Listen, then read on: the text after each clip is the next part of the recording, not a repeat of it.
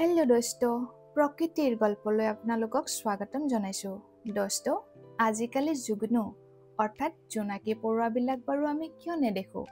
এই গল্পটিৰ মাধ্যমেৰে আমি শুনোচোন আহক। সুগন্ধি ফুলৰ গলি আৰু আকাশত জিলমিলাই থকা তৰা। কিন্তু আকাশত অকল তৰাই জিলমিলাই থকা নাছিল। গছৰ আৰে আৰে, ৰাস্তাৰ কাষে কাষে, ধাননিৰ মাজে মাজে সৰু সৰু চিকমিক পোহৰো ঘূৰি ফুৰিছিল। আৰু এয়া আছিল জোনাকী পৰুৱা, প্ৰকৃতিৰ সৰু সৰু বন্তি। আপোনালোকে বাৰু এটা কথা মন কৰিছেনে দোস্ত? আমি যেতিয়া সন্ধিয়া গাঁও বা চহৰৰ ৰাস্তাত ওলাই আহোঁ, চাৰিওফালে লাইটছৰ তীব্ৰ পোহৰ, কিন্তু যুগ্নবিলাক অৰ্থাৎ জোনাকী পৰুৱাবিলাক আমি ক'তো দেখা নাপাওঁ। প্ৰশ্ন মাথো এটাই, এই প্ৰকৃতিৰ চিকমিক পোহৰবোৰ বাৰু ক'ত নোহোৱা হৈ গ'ল? ৰাহুল নামৰ এজন ল'ৰাৰ শৈশৱ গাঁৱতে পাৰ হৈছিল।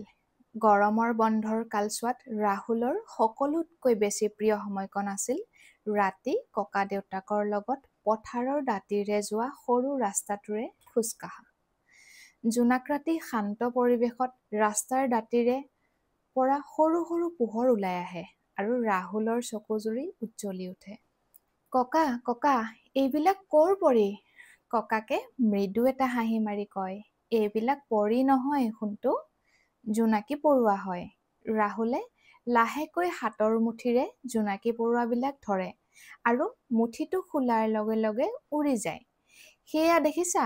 ককাকে কয়, ই আমাক শিকায় যে পোহৰ কেতিয়াও বান্ধি ৰাখিব নোৱাৰি।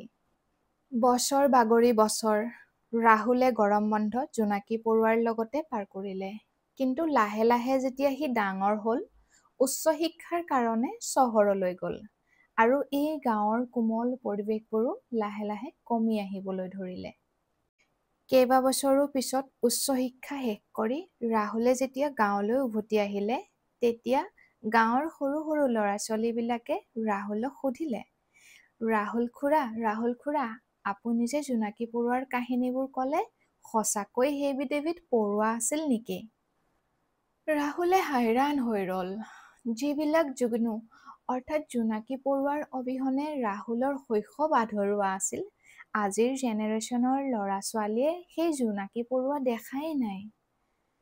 জোনাকী পৰুৱাৰ পোহৰ কোনো যাদু নহয়, ই এটা বিজ্ঞানৰে অংশ।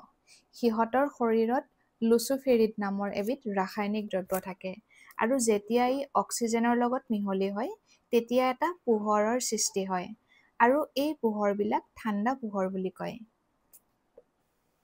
জোনাকী পৰুৱাবিলাকে